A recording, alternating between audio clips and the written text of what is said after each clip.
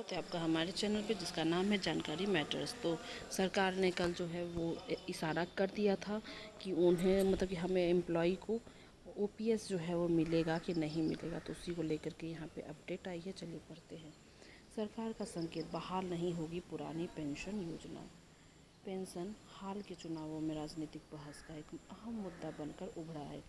आम बजट 2024-25 में भी पेंशन को लेकर कुछ खास संकेत हैं। परोक्ष तौर पर यह तो संकेत दे दिया गया है कि पुरानी पेंशन योजना लागू करने की सरकार की कोई मंशा नहीं है। हाल में संपन्न हुए लोकसभा चुनाव और उसके पहले राज्यों के चुनाव में भाजपा को जो जीत मिली थी, उससे सरकार पेंशन के मुद्दे पर अब बैकफुट पर नहीं है।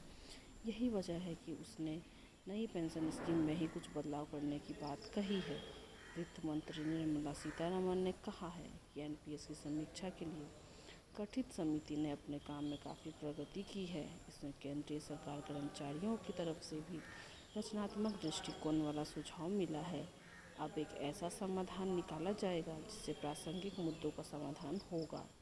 इसके अलावा वित्त मंत्री ने माता पिता अभिभावकों द्वारा अवयस्क बच्चों के लिए अंशदान पर आधारित एनपीएस वात्सल्य योजना शुरू करने की घोषणा की है। वयस्कता की आयु होने पर इस योजना को आसानी से एक समान एनपीएस खाते में बदला जा सकेगा।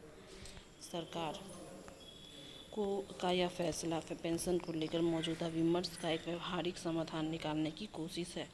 अभी नई पेंशन स्कीम यानी एनपीएस के तहत नौकरी में आने के बाद आमतौर पर लोग खाता खोलते हैं। एनपीएस वात्सल्य के तहत बचपन से ही बुढ़ापे में आने वाली पेंशन के लिए पैसा जमा करने की कोशिश शुरू कर दी जाएगी।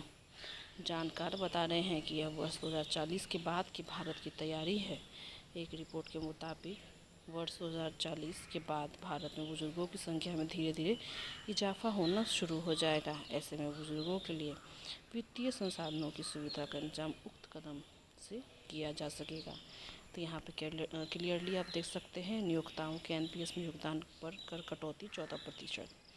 नई कर व्यवस्था के तहत नई पेंशन योजना एनपीएस को और अधिक आकर्षक बनाने के लिए वित्त मंत्री ने नियोक्ताओं द्वारा एनपीएस पर किए जाने वाले व्यय की कटौती को कर्मचारी के वेतन के 10% से बढ़ाकर 14% करने का प्रस्ताव किया है।